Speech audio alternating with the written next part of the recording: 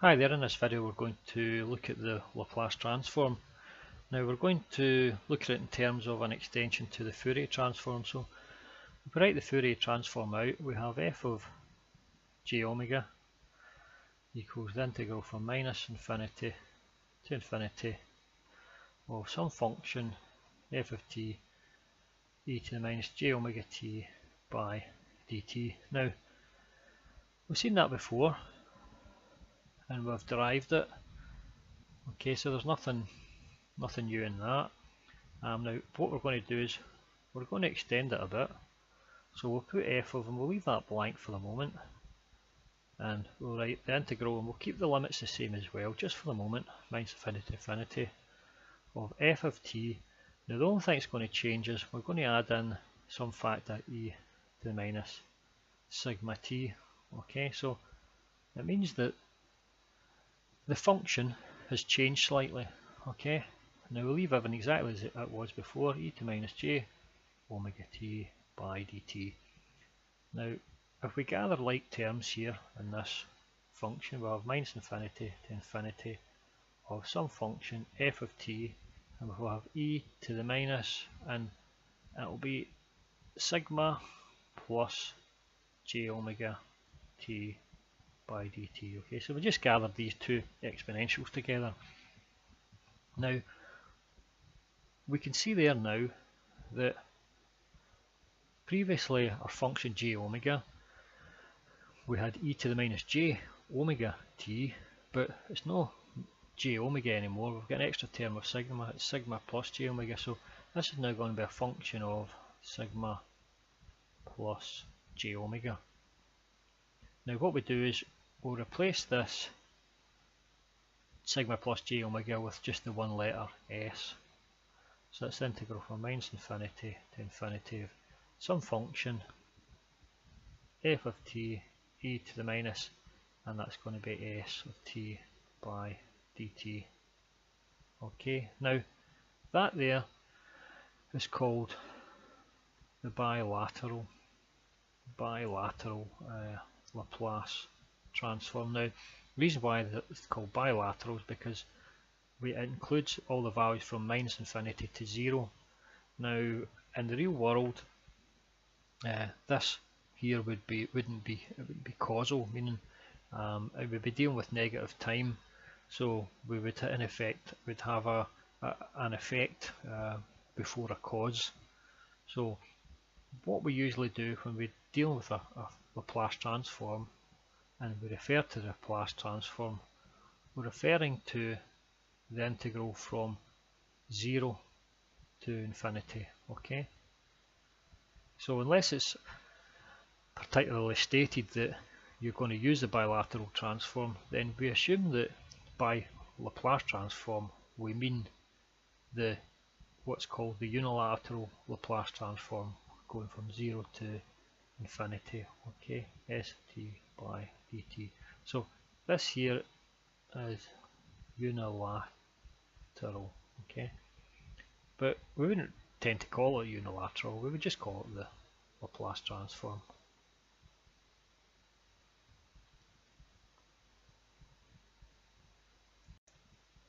Now we can go back to the Fourier transform from the Laplace transform, okay, by ensuring that this value here, sigma is 0.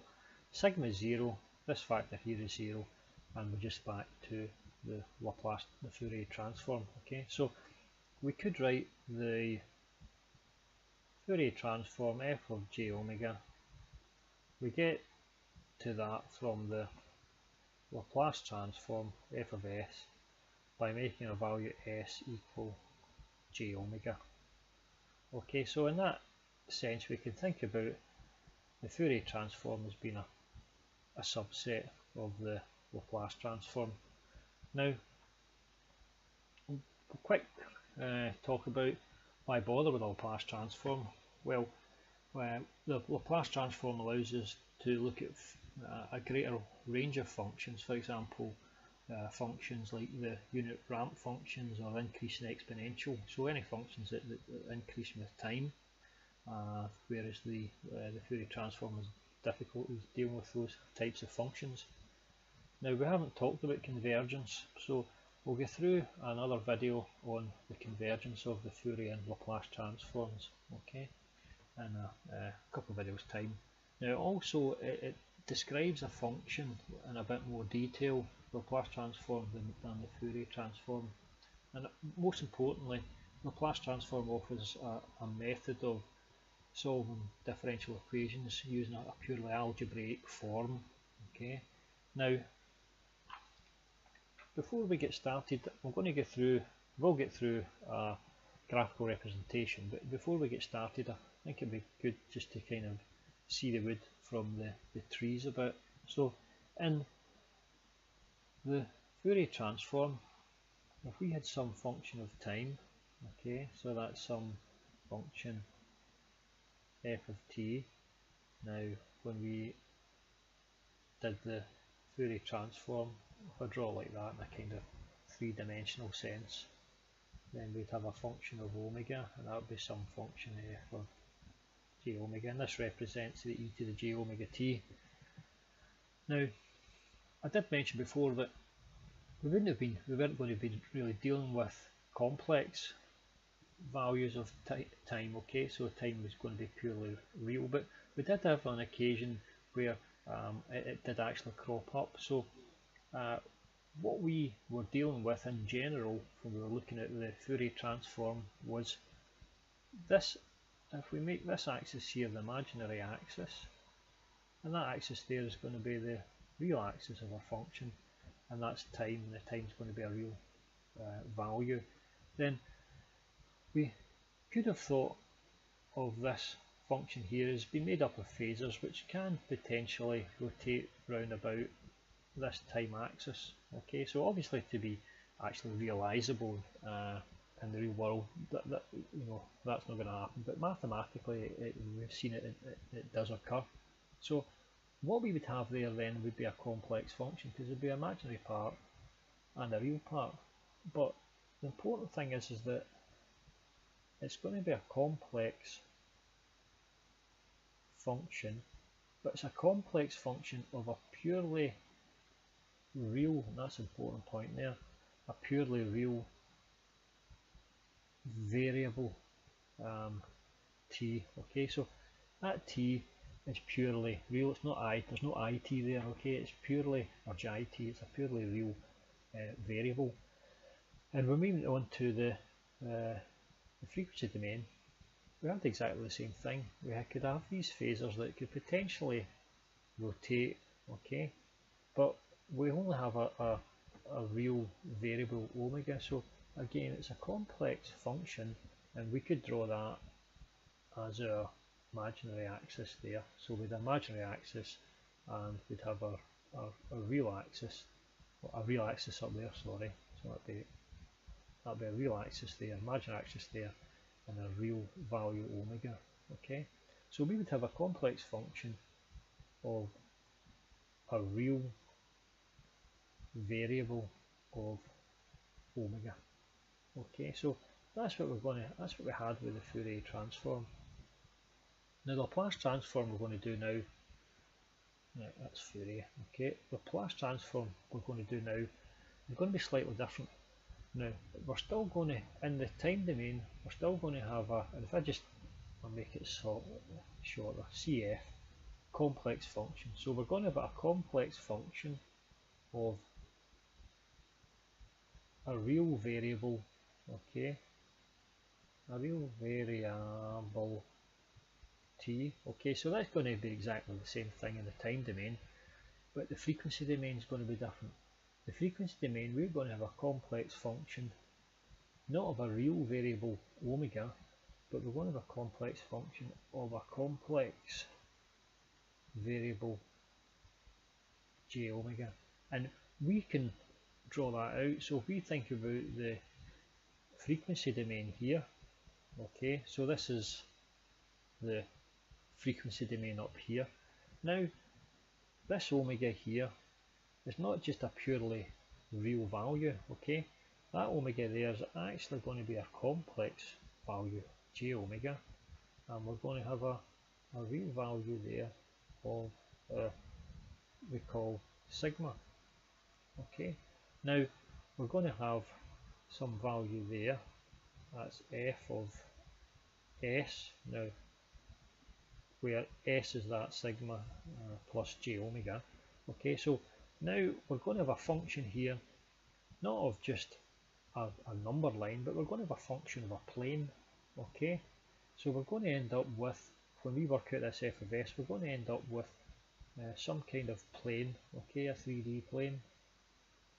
So we'll just draw it out like that. Okay, so you get the idea, it's going to be some kind of 3D plane. Okay, so now we're going to have a complex function of a complex variable j omega. Okay, so I just thought I would get that out so that we can kind of see where all the axes are and what they mean, where they come from. Okay, so that would be our Laplace, and this would be the complex frequency domain. Okay,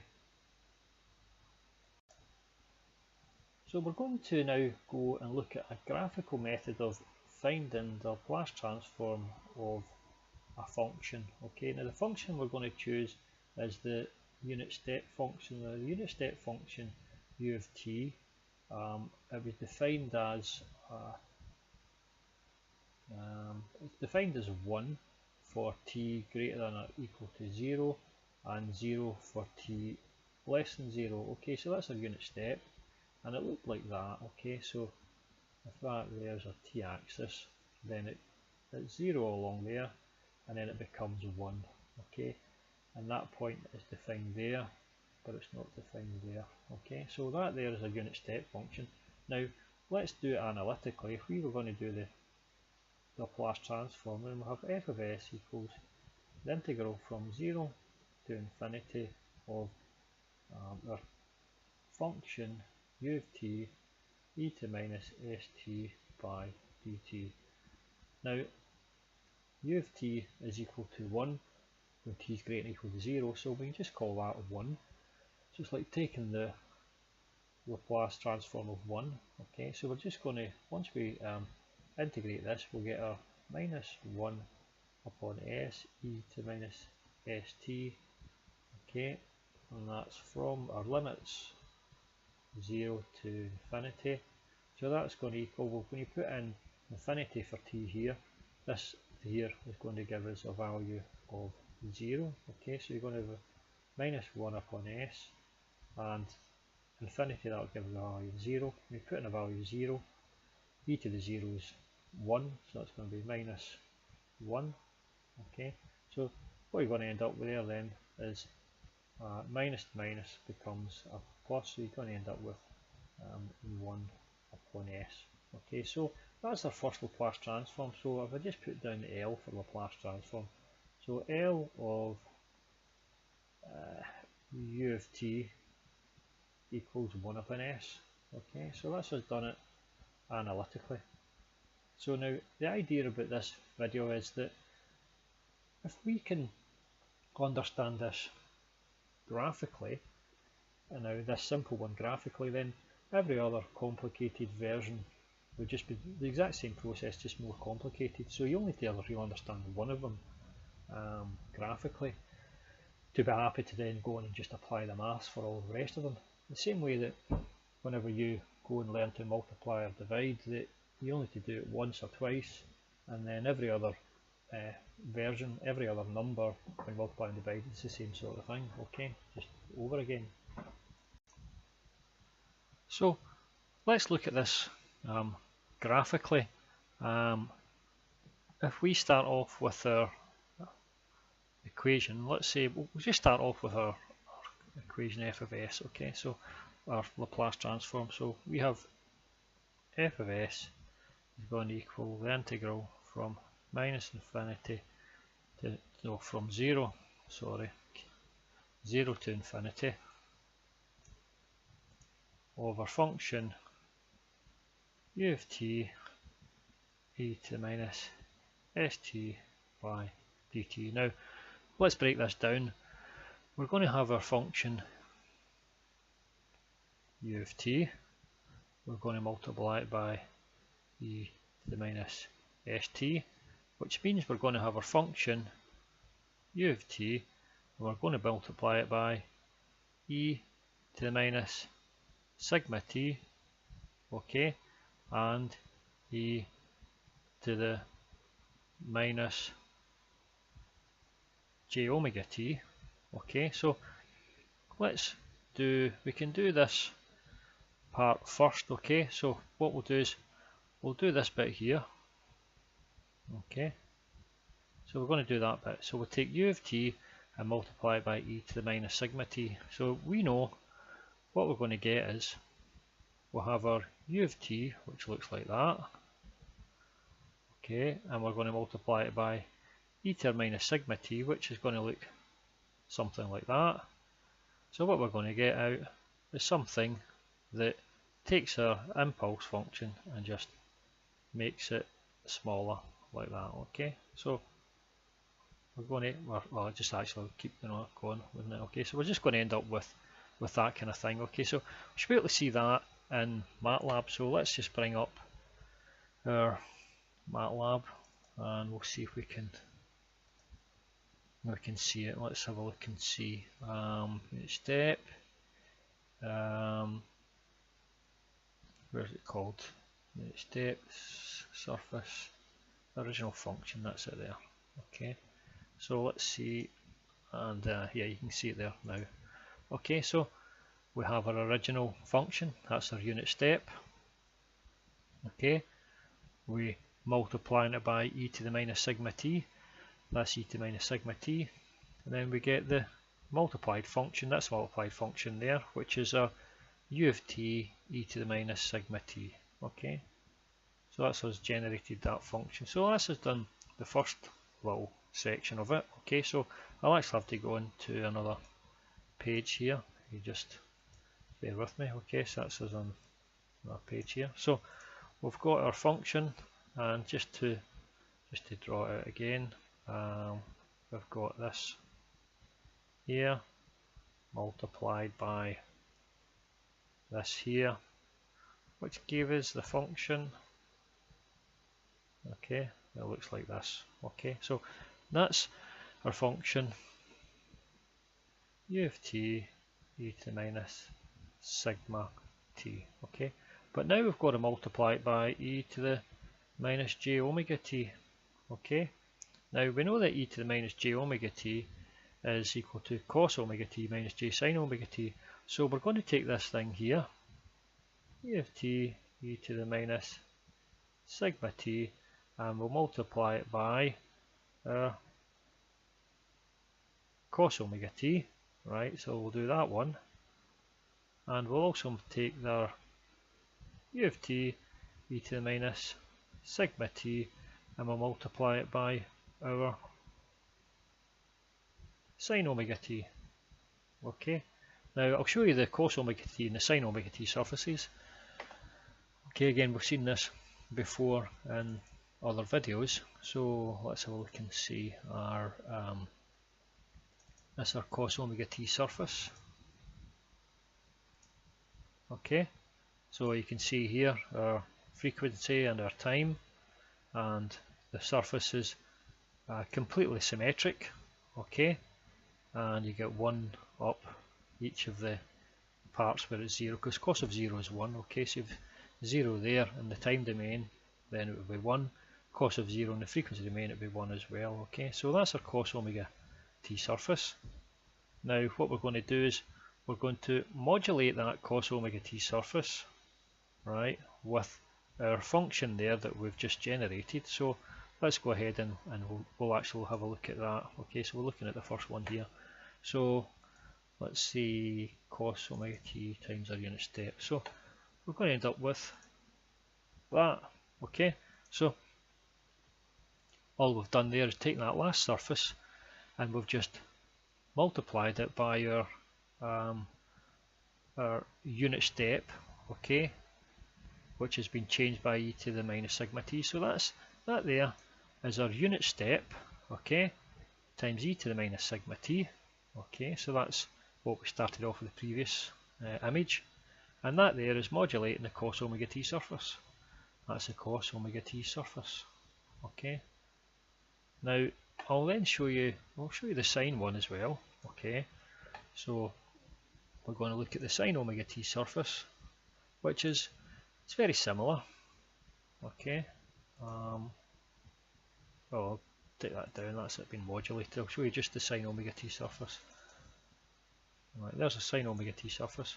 So sine omega t surface, very similar looking to the cos omega t surface, it's slightly different. Okay, there it is there. Right, okay.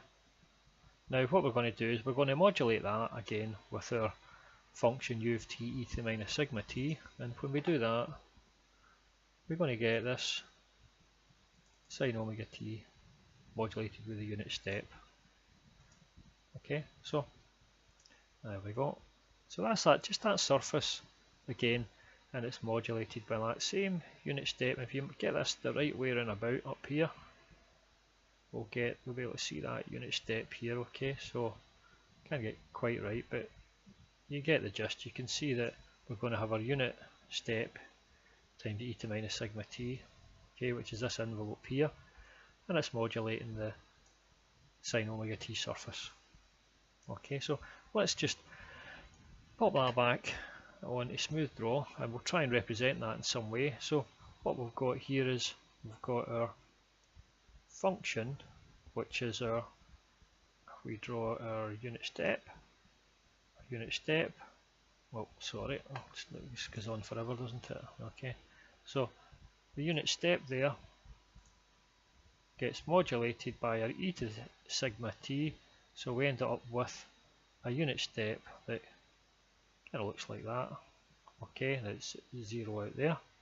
Now that there is then going to modulate the cos omega t surface, so we draw a block down there, that's cos omega t, and that's going to be, it's actually going to be minus j sine omega t. Okay, so this modulates that surface, and that's our cos, and that's minus j sine. Okay, and again these axes, that's time, that's time axis, that's the time direction, and that there is the frequency direction. Okay, that's the frequency. So then after we've done that, so we've produced these two things here. Okay, so we've got this thing here, okay, which is actually split into these two surfaces, and then what we have to do is we have to then integrate this.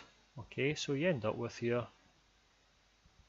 u of t times e to the minus sigma t times our cos omega t, and we're going to integrate that one from 0 to infinity with respect to dt. So we're going to integrate that in this direction, and we're going to do the exact same thing for the sine. Okay, it's going to be 0 to infinity u of t e to minus sigma t times our sine omega t by dt, but it's minus. Okay, so it's minus j, okay, because it's e to the minus sigma t, so we're actually going to have it being minus j times this. Okay, and that there will give us our value for our Laplace transform. So let's have a wee look at those images again, and you can see them, you can get an idea of what they're going to be like when they're integrated. So if I have a little look, so cos omega t surface there. Okay, so I'm now going to take that and I'm going to integrate it in that direction. Okay, so I'm going to end up with a curve over here, which is the integral of all of that. So it's just one single curve. Okay, so we integrate and we get all the heights. Okay, we get all of the heights of all the components in that line along there to produce one height there. Okay, so and we do the same thing with the sine omega t. So what we're going to end up with is, if we come back to our smooth draw, let's see if I can bring it up there. Right, so what we're going to end up with is, when we integrate in that direction, we're going to end up with, a function. Okay, now that's our let's say that's going to be our j omega axis. Okay, Now that's going to be our sigma axis. So we've picked a value of sigma, okay? This value of sigma here, okay, we've picked one particular value of sigma to modulate that function. So we're going to end up with a function here which is one particular value of sigma, which is the cost part of it, which will look like some kind of sinc function there, okay? And over here we're going to end up with the j minus j sine part of it, okay? So again we're going to end up with our sigma, but this time it will be the imaginary part, okay? So the imaginary part, I've not actually worked these out, but it'll actually look something like that, okay? Okay, so this is sitting in that axis there, the imaginary axis, okay, and this is going to be sitting in the real axis, okay. So if we were to take these two, then in order to get the Laplace surface, we would have to, well, if we take these two in particular, okay, then what we're going to end up with when we look at the Laplace transform, the full Laplace transform, is this value here of sigma, okay. Now whenever we add these two up, we're going to get something that obviously is going to look, it's going to have a magnitude and a phase associated with it. So we could draw it, we could try drawing it in kind of a 3D, okay, and it would have some sort of 3D effect, and the phasors would all be running off in different directions, okay. But obviously we tend not to look at it like that. We tend to rather look at it in a 3D. We tend to look at it in terms of the magnitude and the phase, okay. Now all we're really bothered about for the Laplace transform is the magnitude. So we've got to find the magnitude of these components. So you find the magnitude by squaring the imaginary and squaring the real, then taking the root of it, okay. So for each of these points here, okay, they're going to generate some value here, okay, in this f of s plane, and we just need to work all of these out. So for example, this one might end up looking like, I don't know, just for instance, might look something like that, okay.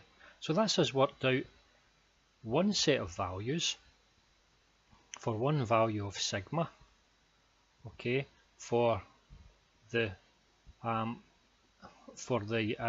Laplace transform, okay. Now what we have to do is we have to go then and we have to put in another value for sigma, okay. So another value for sigma here would change this, would modulate this function slightly differently, okay. So it would look slightly differently, and we would have to then go through the same process here with a slightly modulated different function here, which would change these surfaces, which again would then change these functions here, and it would give us another value here for our Laplace surface, okay. So we'd work out another value here, and it might look like something like this, okay. And what we have to do then is we would run that through for all values of our sigma, okay, and when we've done that, it will generate a surface here, okay. So over this whole entire area, a surface will be generated. Now what we can do is we can go and have a look and see what that surface actually looks like, okay. So we're looking at actually that's the magnitude of the function. So let's have a look and see. I think I've got one sitting in here, the surface magnitude, there we go. So let's see where this is, okay, and get into Matlab. So that there is the magnitude of that 1 upon s, okay. Now that's hardly surprising. So what we have there at 0, okay, the function tends off to infinity. Okay, so we've got our sigma along one axis, j omega along the other axis. The third axis here is the magnitude f of j omega. Okay, so we've got what we call here a pole at that point. Okay, it's a point that runs off to infinity. Now that's hardly surprising because we know that the Laplace transform of that state function is 1 upon s. Okay, so if we let the value s, which is sigma and j omega, tend towards 0, then we've got 1 upon 0, which tends to infinity. Okay, so we get this pole here. Okay, so that's really it as far as the derivation there, or the graphical derivation. So if you can accept that graphical derivation, then all other Laplace transforms are just a more complicated version of that same type of derivation. Okay, now I think that's all for this video, and the next videos we'll go on and we'll start looking at some of the properties of the Laplace transform. Okay, thanks for listening. Goodbye.